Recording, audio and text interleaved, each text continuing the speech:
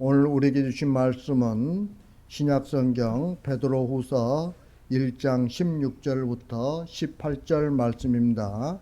제가 가지고 있는 신약성경 384페이지 베드로후서 1장 16절부터 18절 말씀입니다. 신약성경 384페이지입니다.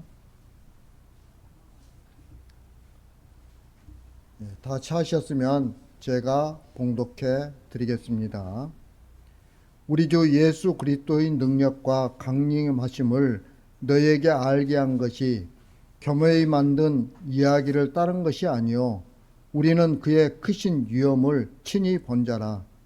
지극히 큰 영광 중에서 이러한 소리가 그에게 나기를 이는 내 사랑하는 아들이요 내 기뻐하는 자라 하실 때 그가 하나님 아버지께 존귀와 영광을 받으셨느니라. 이 소리는 우리가 그와 함께 거룩한 산에 있을 때 하늘로부터 난 것을 들은 것이라. 아멘. 우리는 신앙생활을 할 때 사실 믿음이 굉장히 중요합니다. 믿음이 없는 사람의 신앙생활은 흔들리는 갈대와 같죠. 신앙에 분별력이 없다 보니까 이 말에도 혹하고 또는 저 말에도 혹하게 되는 거죠. 이런 사람들은 쉽게 이단이나 거짓 교사의 먹이가 되는 거예요. 그런 사람들은 자신이 이단에 빠지면서도 그 사실을 인지하지 못하는 것이죠. 그리고 내가 다른 사람들보다 특별한 존재라고 생각을 하는 거예요. 또는 세상의 부를 많이 누리는 것을 하나님의 복이라고 자랑하기도 해요. 예수 믿으니까 내가 큰 부자 됐다. 물질적으로 하나님께서 엄청나게 물질을 쏟아 부어 주셔서 큰 부자가 된 게 그게 하나님의 은혜라고 생각을 해요. 네. 여러분 정말 그리스도인들에게 중요한 것은 세상의 물질일까요? 절대 그렇지 않습니다. 네. 물론 세상을 살면서 무시할 수 없는 것이 물질이기도 해요. 여러분 돈이 없으면 우리가 얼마나 궁핍하고 어려운 생활을 합니까? 사실 요즘 같은 자본주의 사회에서는 훨씬 더 그런 게 심하죠. 그래서 우리는 물질로부터 완전히 자유로울 수 없는 존재들이에요. 그런데 여러분, 이 물질이 너무 부하면 배불러서 하나님을 모른다고 하고 여호와가 누구냐고 말을 해요. 하나님으로부터 떠나는 거죠. 그리고 너무 가난하면 도둑질하고 하나님의 이름을 욕되게 하는 거예요. 저 예수 믿는 사람 봐라. 예수 믿는 사람이 어떻게 저렇게 할 수 있느냐고 그런 하나님의 영광을 가리게 되는 거죠. 그래서 실제로는 우리에게 필요한 양식만 있으면 되는 거예요. 하지만 인간은 자신에게 있는 것으로 절대 만족하지 못하는 존재들이에요. 여러분, 나에게 가만히 한번 생각해 보세요. 내가 30평 집에 살고 있으면은 어떻게 해요? 더 큰 집을 원하고요. 내가 예를 들자면 소나타를 몰고 있으면 더 좋은 차를 원하고요. 그런 게 우리 인간의 욕심이에요. 우리 인간의 마음이죠. 그래서 족한 줄 우리는 알지 못해요. 그러다 보니까 어떻게 합니까? 더 좋은 것, 더 많은 것, 더 높은 것만을 추구하면서 살게 되는 거죠. 이게 인간들의 모습이에요. 이것은 그리스도인들이나 믿지 않는 자나 똑같아요.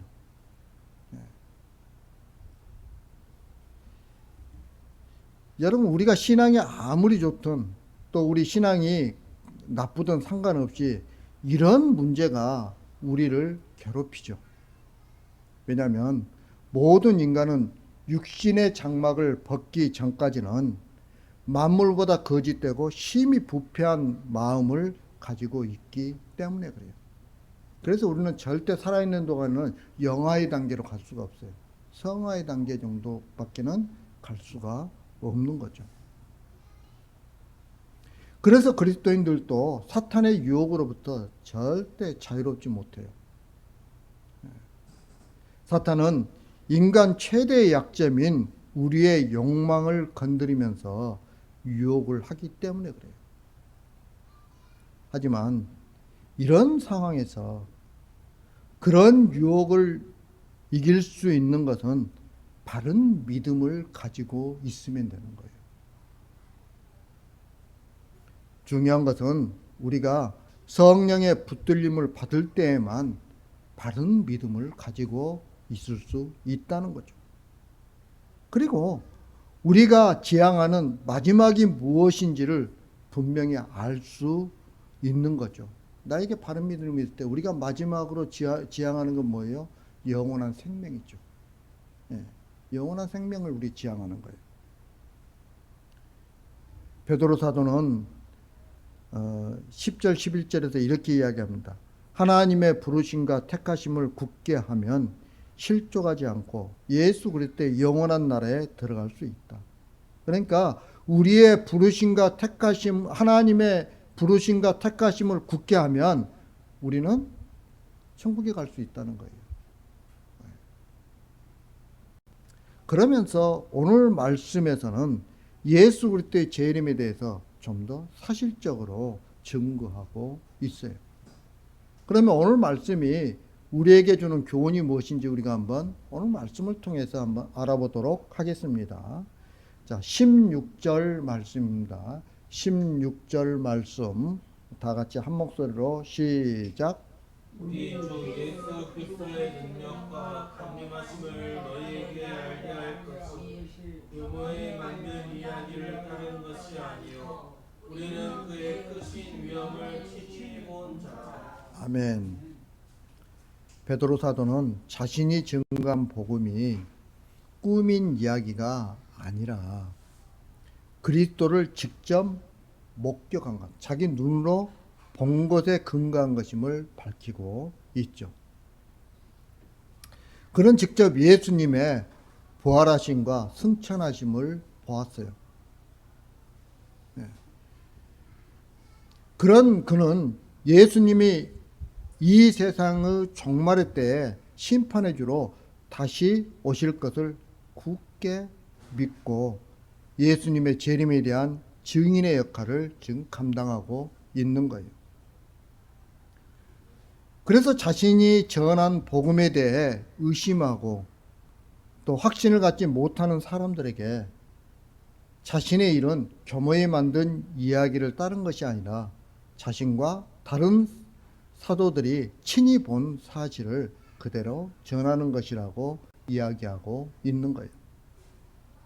여러분 13절에서 15절에 보면 베드로 사도는 인간은 누구나 이 땅에서 나그네로 지내다가 장막을 떠나게 된다고 말씀하고 있죠. 때문에 이 땅에서 잘 살고 못 사는 것이 중요한 문제가 아니라는 걸 우리가 알 수가 있어요. 우리가 성경만 제대로 보면은 이 땅에서는 정말 이 땅에서 다른 사람보다 높이 올라가고 다른 사람보다 엄청 많은 걸 가지고 있고 이런 게 중요한 게 아니라는 거예요. 그런 거 절대 부러워할 필요가 없다는 거죠. 사도의 말은 성도에게는 영원한 세계에 대한 약속이 있기 때문에 잠시 머무르는 세계에서 어떻게 살든지 예수 그리스도를 구주로 믿는 사람은 다 괜찮은 사람들이라는 거예요. 그러나 여러분, 이런 말이 어려움 가운데 있는 사람들의 마음을 만족시킬 수는 없죠. 그들의 마음을 만족시키지 못하는 가장 큰 이유는 영원한 나라가 확고한 소망이 아니라 막연한 기대에 불과하기 때문에 그런 거예요. 그런데 한편에서는 하나님은 성도가 힘들고 어려울 때 도와주시고 그리고 모든 문제를 해결해 주십니다. 그러니까 그 하나님을 믿고 기도하면 됩니다. 라고 이렇게 이야기를 해요. 그러면 과연 사람들의 마음을 조금이나마 흡족해 주는 말은 어느 말일까요? 분명 현실 문제를 함께 도와주시는 하나님께 마음이 갈 것이고, 그리고 그 하나님을 믿으려 할 거예요. 나의 현실 문제를 해결해 주는 그 하나님이 나의 하나님이라고 이야기할 거예요.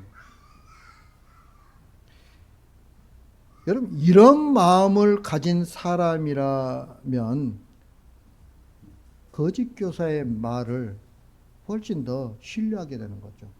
그리고 그런 말만을 쫓아가는 거예요. 여러분, 우리나라가 한참 기독교가 부흥할 때 기도원들이 얼마나 잘 됐어요. 기도원들이 잘 될 때 기도원에서 한 게 뭐였어요?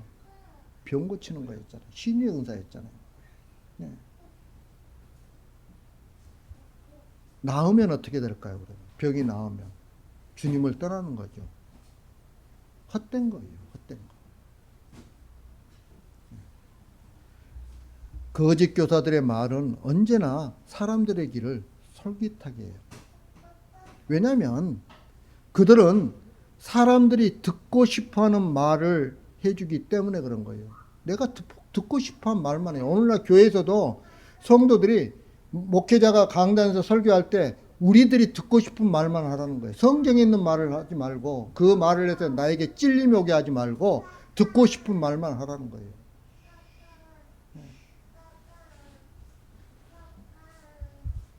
그런 말만 자꾸 들으려고 해요. 그래서 베드로 사도는 거짓 교사들은 멸망하게 할 이단을 가만히 끌어들여 자기들을 사신 주를 부인하고 임박한 멸망을 스스로 취하는 자들이라고 이야기를 갖다가 하고 있어요. 그게 거짓 교사라는 거예요.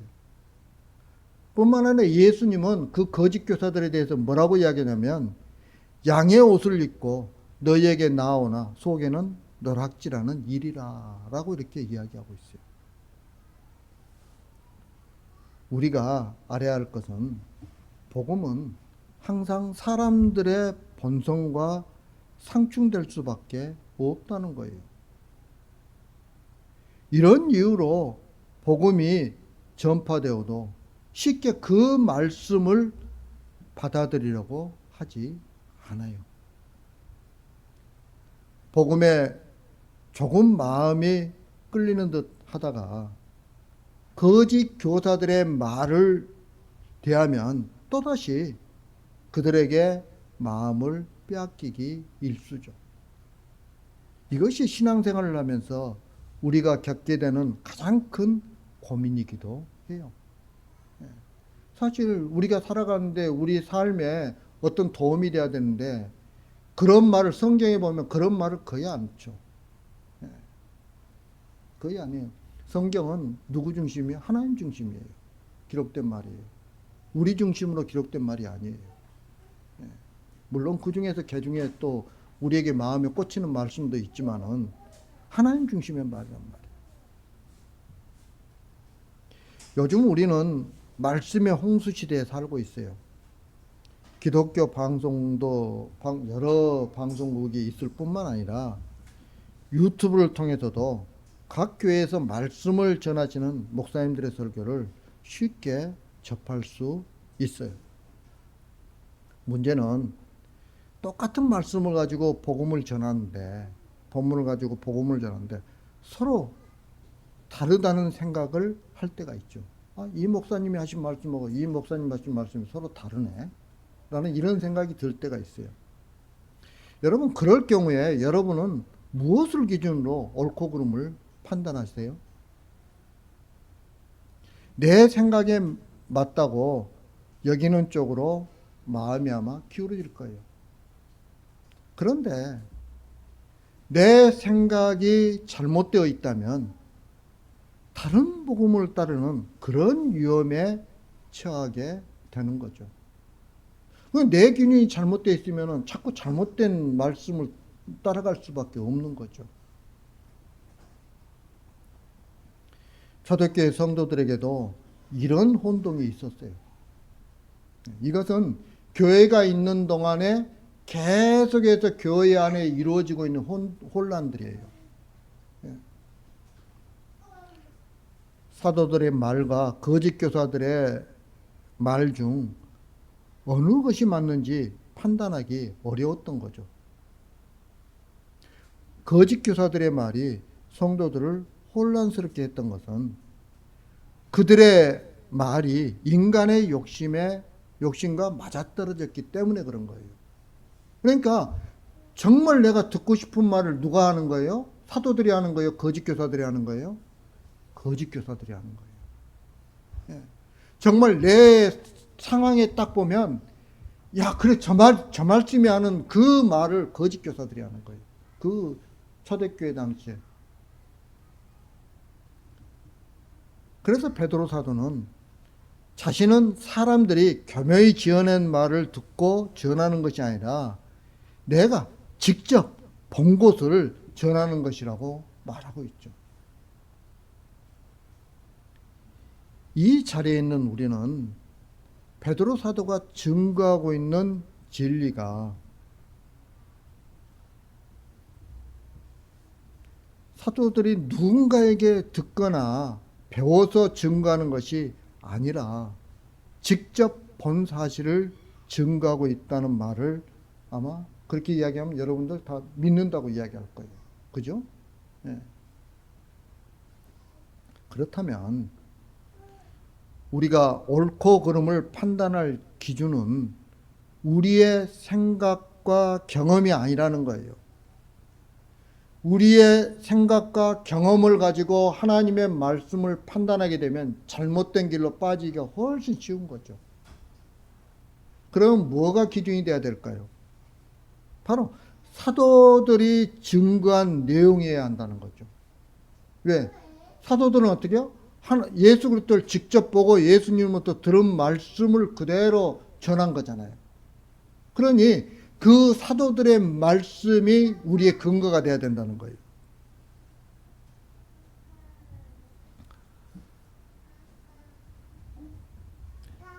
우리의 믿음의 근거는 사도가 직접 보고 경험한 것을 증거한 내용이어야 해요.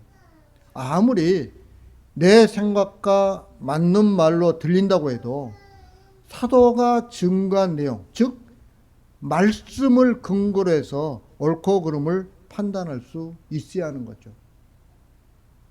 이것은 생명의 문제이기 때문에 절대로 소홀히 해서는 안 되는 거예요. 대충 믿으면 되지.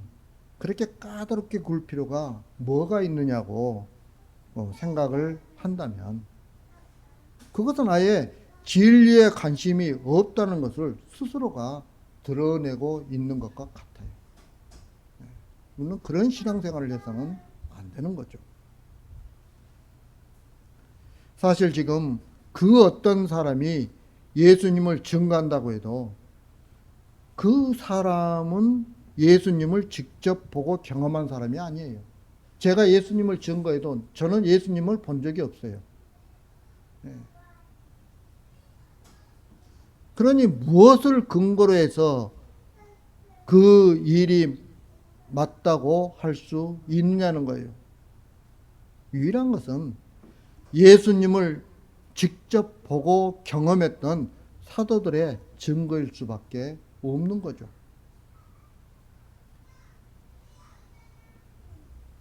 그가 증거한 것이 사도들의 증거, 즉 말씀과 일치한다면 그 사람은 자신이 만든 말을 하는 것이 아니라 사도가 증거하는 내용을 그대로 전하는 것이 되기 때문에 그 말씀은 뭐예요? 그 전하는 것은 진리라고 말할 수 있는 거죠. 이게 우리의 판단 기준이 되어야 되는 거예요.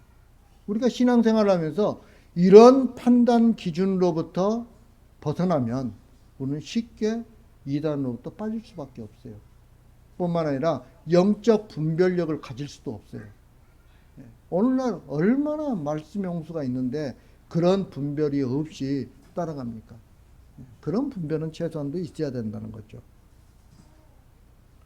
여러분 베드로 사도는 그래서 우리들에게 한 예를 들어주는 거죠. 예수님의 재림을 증거하는데 그 증거의 기준이 자신이 본 거예요. 어디서? 변화산에서. 거룩한 산이라고 이야기해요. 변화산에서 예수님의 모습을 보면서 그걸 갖다가 증거하면서 그 예수님은 다시 오신다는 거예요. 그걸 이야기하고 있어요. 여러분 17절 18절 말씀 한번 읽겠습니다. 17절 18절 말씀 다 같이 시작.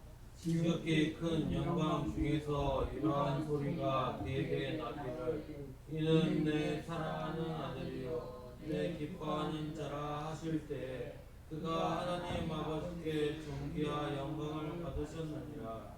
이 소리는 우리가 그와 함께 거룩한 산에 있을 때 하늘로부터 난 것을 들은 것이라. 아멘.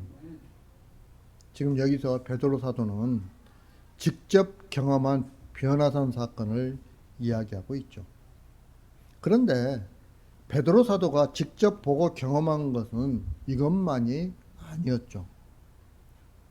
베드로 사도는 예수님께서 병자를 고치시고 죽은 자를 살리신 기적도 경험한 사람이에요.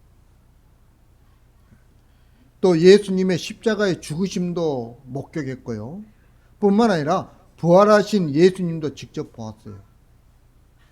그리고 하늘로 승천하신 예수님의 모습도 베드로 사도는 직접 봤어요. 여러분 대단하지 않습니까? 그런데 왜 변화산 사건만 특별히 언급하고 있을까요? 그것은 다시 오실 예수님의 신비롭고 놀라운 영광을 다른 어떤 사건이나 기적보다도 변화산에서 목격했기 때문이에요. 예. 베드로 사도가 변화산에서 만난 예수님은 십자가에서 고난을 받으시고 죽으신 예수님이 아니라 얼굴이 해같이 빛나고 옷이 빛과 같이 휘어지는 그런 영광이었던 거죠. 그리고 베드로 사도는 이 세상 사람이 아닌 모세와 엘리야도 함께 보았어요. 예수님과 함께 있는 모습을 보았던 거죠. 또한 하늘에서 이는 내 사랑하는 내 아들이요 내 기뻐하는 자라 라는 음성도 들었던 거예요. 이런 놀라운 사건의 현장에는 베드로 사도만 있었던 게 아니죠. 또 누가 있었어요? 야고보와 요한 사도가 함께 했어요.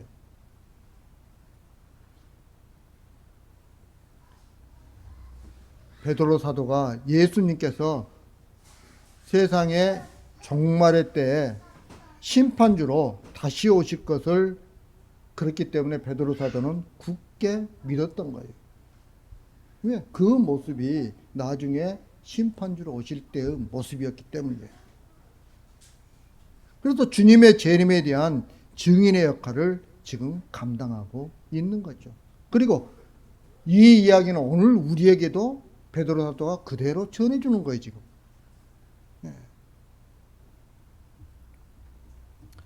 그래서 기독교의 종말론적 신앙에 대한 확실한 역사적 근거로 자신이 친히 목격한 변화산 사건을 제시하고 있는 거예요. 여러분 우리가 이걸 알아야죠. 성경에는 예수님의 재림에 대한 말씀이 여러 곳에서 발견이 되고 있죠. 요한복음 14장 3절에 보면 주님께서 이렇게 말씀하세요.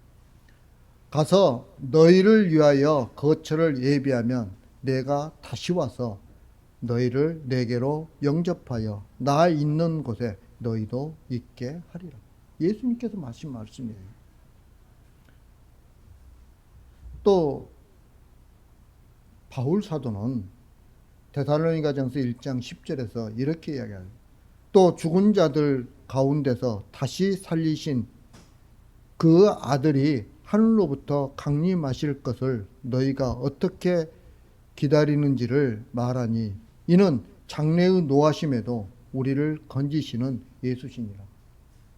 우리 주님께서는 마지막 때 오신다는 거예요. 이런 예수님의 재림에 대한 약속은 주님께서 우리 그리스도인들에게 주신 귀중한 약속이에요. 이건 변치 않는 약속이에요. 예. 우리는 그 약속을 믿으며 소망과 인내함으로 이 땅의 삶을 살아가야 하는 거죠. 힘들고 어려울지라도 우리에게는 뭐가 있어요? 그 소망이 있는 거예요. 그 소망이. 예.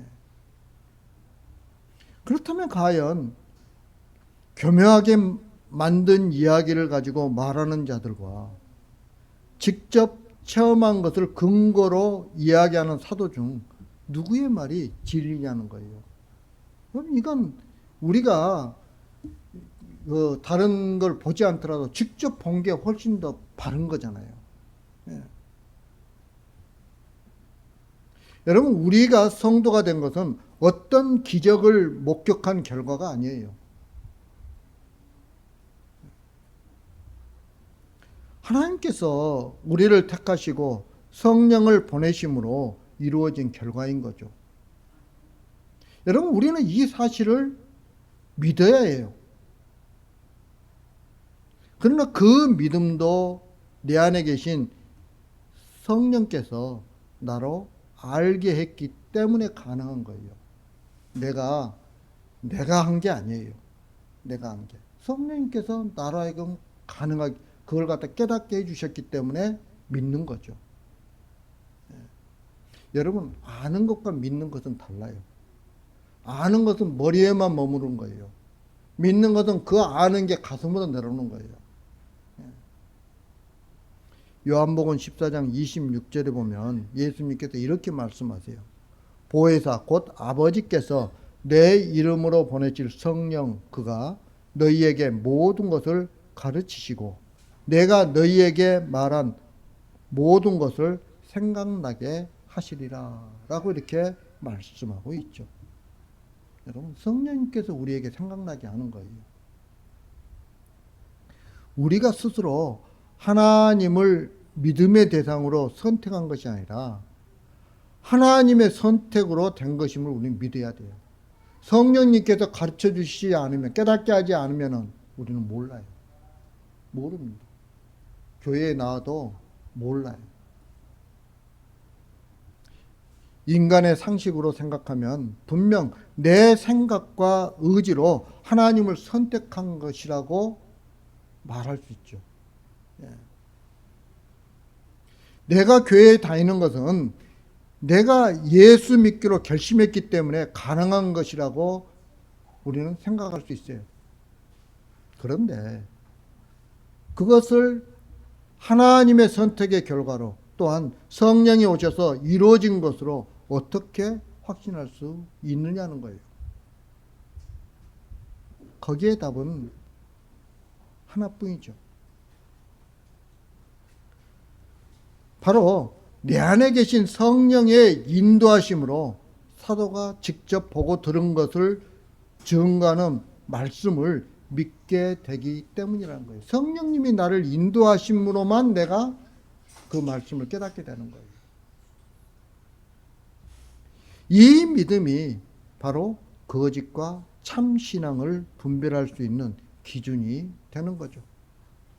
그러므로 성도가 증거한 내용과 같지 않다면 그것은 결국 다른 교훈이라고 할 수밖에 없는 거예요. 베드로 사도가 증거한 것은 자신도 자신의 경험도 아니에요. 그럼 베드로 사도가 증거한 게 뭘까요? 바로 예수 그리스도의 십자가예요. 여러분, 우리는 십자가 앞에 서야 되는 거예요. 십자가 앞에 서면 뭐가 보여요? 내 죄가 보이죠. 내 죄가 보여요. 여러분, 우리 모두는 다른 사람을 판단할 정도로 거룩한 사람이 없어요. 우리 모두는 다 죄인들이에요. 그렇기 때문에 주님의 은혜를 우리는 어떻게 해야 돼요? 갈구해야 되는 거죠.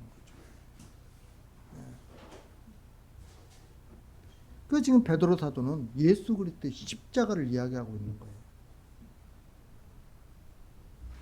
그렇다면 누가 예수 그리스도인을 증거하는가, 예수 그리스도만을 증거하는가를 기준으로 우리는 진리 여부를 분별할 수 있어야 한다는 거죠. 여러분, 예수 그리스도를 전하는 거, 이게 중요한 거예요. 교회 가서 우리는 예수 그리스도를 전했을 때 그 예수 그리스도의 삶이 우리 가운데 묻어나와야 되는데, 그게 뭐예요? 쉽게 이야기하면 성령의 열매인 거죠. 그런 성도가 되어야 하는 거예요. 이제 말씀을 마치려고 합니다. 사랑하는 성도 여러분,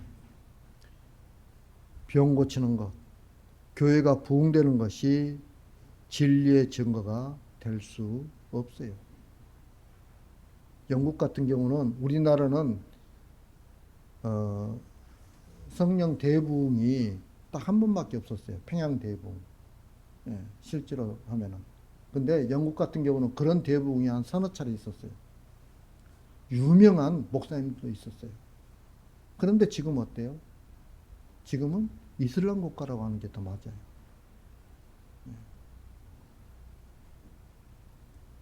그게 진리의 증거가 아니라는 거예요.